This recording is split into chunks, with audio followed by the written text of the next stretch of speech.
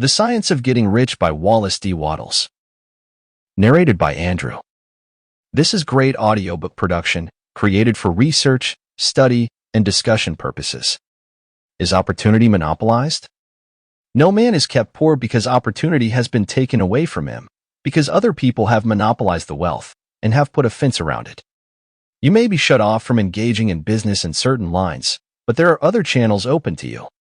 Probably it would be hard for you to get control of any of the great railroad systems. That field is pretty well monopolized. But the electric railway business is still in its infancy and offers plenty of scope for enterprise. And it will be but a very few years until traffic and transportation through the air will become a great industry, and in all its branches will give employment to hundreds of thousands, and perhaps to millions of people. Why not turn your attention to the development of aerial transportation instead of competing with J. Hill and others for a chance in the steam railway world? It is quite true that if you are a workman in the employ of the Steel Trust, you have very little chance of becoming the owner of the plant in which you work. But it is also true that if you will commence to act in a certain way, you can soon leave the employ of the Steel Trust. You can buy a farm of from 10 to 40 acres and engage in business as a producer of foodstuffs. There is great opportunity at this time for men who will live upon small tracts of land and cultivate the same intensively. Such men will certainly get rich. You may say that it is impossible for you to get the land, but I am going to prove to you that it is not impossible, and that you can certainly get a farm if you will go to work in a certain way. At different periods, the tide of opportunity sets in different directions, according to the needs of the whole, and the particular stage of social evolution which has been reached. At present, in America, it is setting toward agriculture and the allied industries and professions. Today, opportunity is open before the farmer in his line more than before the factory worker in his line. It is open before the businessman who supplies the farmer more than before the one who supplies the factory worker, and before the professional man who waits upon the farmer more than before the one who serves the working class. There is abundance of opportunity for the man who will go with the tide, instead of trying to swim against it. So the factory workers, either as individuals or as a class, are not deprived of opportunity. The workers are not being kept down by their masters. They are not being ground by the trusts and combinations of capital. As a class, they are where they are because they do not do things in a certain way. If the workers of America chose to do so, they could follow the example of their brothers in Belgium and other countries and establish great department stores and cooperative industries. They could elect men of their own class to office and pass laws favoring the development of such cooperative industries. And in a few years they could take peaceable possession of the industrial field.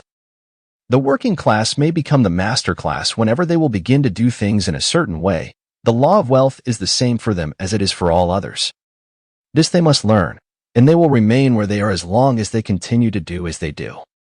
The individual worker, however, is not held down by the ignorance or the mental slothfulness of his class. He can follow the tide of opportunity to riches, and this book will tell him how.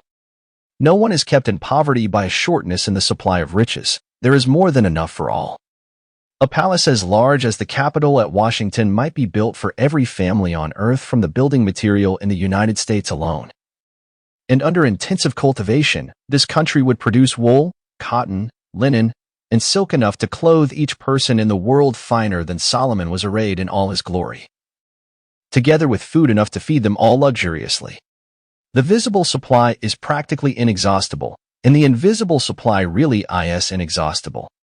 Everything you see on earth is made from one original substance, out of which all things proceed. New forms are constantly being made, and older ones are dissolving, but all are shapes assumed by one thing. There is no limit to the supply of formless stuff or original substance. The universe is made out of it, but it was not all used in making the universe. The spaces in, through, and between the forms of the visible universe are permeated and filled with the original substance, with the formless stuff, with the raw material of all things. 10,000 times as much as has been made might still be made, and even then we should not have exhausted the supply of universal raw material. No man, therefore, is poor because nature is poor, or because there is not enough to go around. Nature is an inexhaustible storehouse of riches. The supply will never run short. Original substance is alive with creative energy and is constantly producing more forms. When the supply of building material is exhausted, more will be produced. When the soil is exhausted so that foodstuffs and materials for clothing will no longer grow upon it, it will be renewed or more soil will be made. When all the gold and silver has been dug from the earth, if man is still in such a stage of social development that he needs gold and silver, more will be produced from the formless. The formless stuff responds to the needs of man. It will not let him be without any good thing. This is true of man collectively. The race as a whole is always abundantly rich, and if individuals are poor, it is because they do not follow the certain way of doing things which makes the individual man rich. The formless stuff is intelligent. It is stuff which thinks. It is alive and is always impelled toward more life. It is the natural and inherent impulse of life to seek to live more. It is the nature of intelligence to enlarge itself, and of consciousness to seek to extend its boundaries and find fuller expression. The universe of forms has been made by formless living substance, throwing itself into form in order to express itself more fully. The universe is a great living presence, always moving inherently toward more life and fuller functioning. Nature is formed for the advancement of life. Its impelling motive is the increase of life.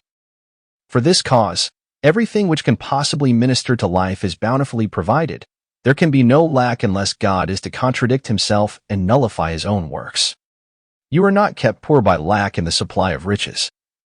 It is a fact which I shall demonstrate a little farther on that even the resources of the formless supply are at the command of the man or woman who will act and think in a certain way. For more audiobook like this, hit the subscribe button and click on the notification bell so you get notified when we post a new audiobook. Thanks for listening.